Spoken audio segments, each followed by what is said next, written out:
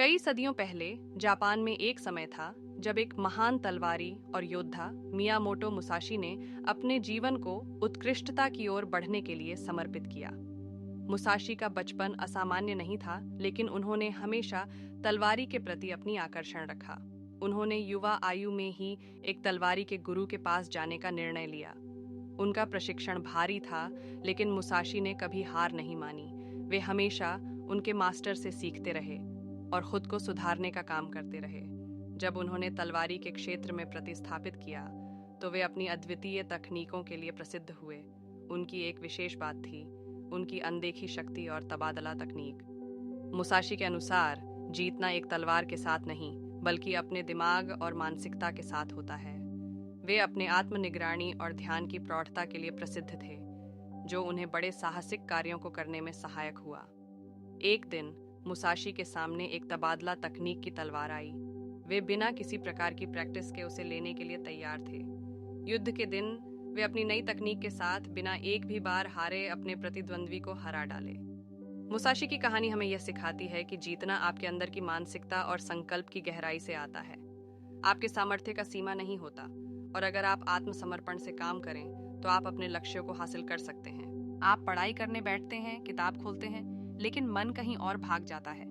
एक विषय से दूसरे विषय पर कूदने लगता है। नतीजा, पढ़ाई में मन नहीं लगता और आपका कीमती समय बर्बाद हो जाता है। आचार्य प्रशांत का नजरिया आचार्य प्रशांत एकाग्रता की समस्या का समाधान जड़ से मिटाने पर बल देते हैं। उनके अनुसार मन को जबरदस्ती एकाग्र करने की कोशिशें ज्यादा कारगर नहीं होती। असल में एकाग्रता का सीधा संबंध इस बात से है कि आप क्या, क्यों और कैसे पढ़ रहे हैं। आचार्य प्रशांत के सुझाव 1, अपने लक्ष्य को स्पष्ट करें। आप पढ़ाई क्यों कर रहे हैं?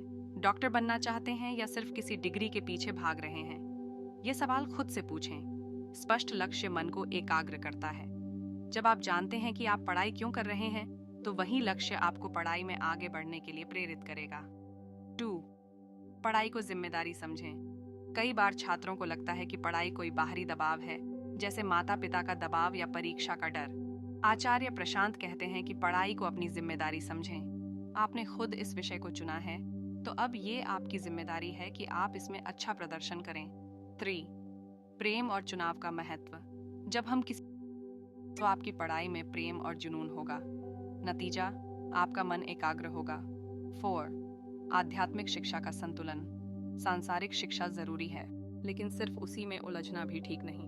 आध्यात्मिक शिक्षा हमें आत्मिक ज्ञान देती है और मन को शांत करने में मदद करती है। ये संतुलन जरूरी है।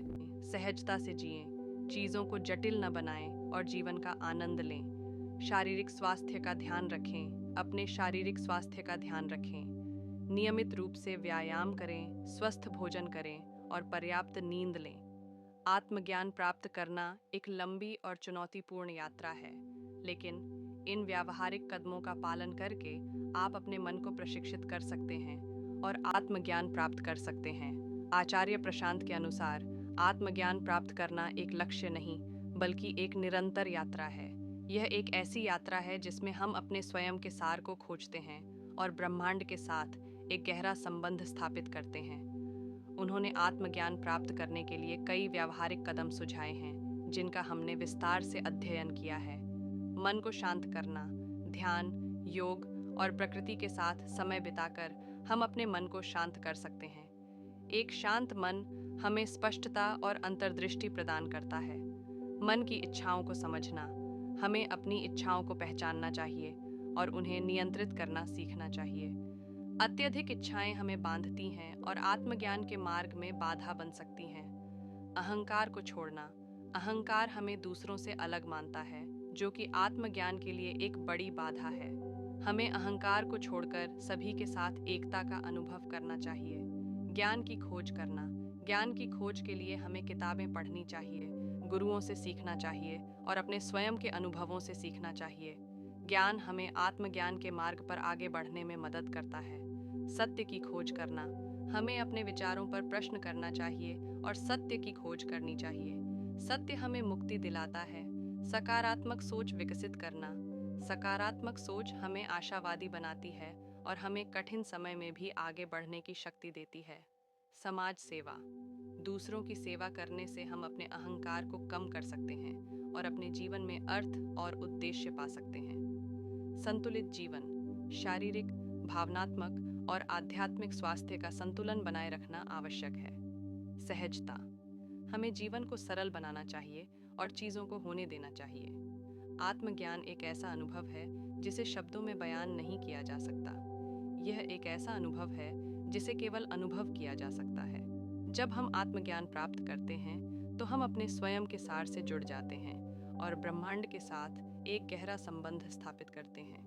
आचार्य प्रशांत के विचार हमें आत्मज्ञान प्राप्त करने के मार्ग पर आगे बढ़ने के लिए प्रेरित करते हैं। उन्होंने हमें एक सरल और व्यावहारिक मार्ग दिखाया है। यदि हम इन विचारों को अपने जीवन में लागू करते हैं तो हम भी आत्मज्ञान प्राप्त कर सकते हैं। इन सभी बातों पर ध्यान देने से आप आत्मज्ञान प्राप्त करने के मार्ग पर आगे बढ़ सकते हैं। याद रखें, आत्मज्ञान प्राप्त करना एक यात्रा है, एक लक्ष्य नहीं है। इस यात्रा का आनंद लें और अपने आध्यात्मिक विकास के लिए प्रतिबद्ध रहें। आज के लिए बस इतना ही। सब्सक्राइब और शेयर करना न भूलें। अपने सुझाव कमेंट में ज़रूर दें। धन्यवाद। आशा है कि आपको आज की बातें पसंद आई होंगी। अगली बार फिर मिलेंगे। तब तक सुरक्षित रहें और स्वस्थ रहें। नमस्ते।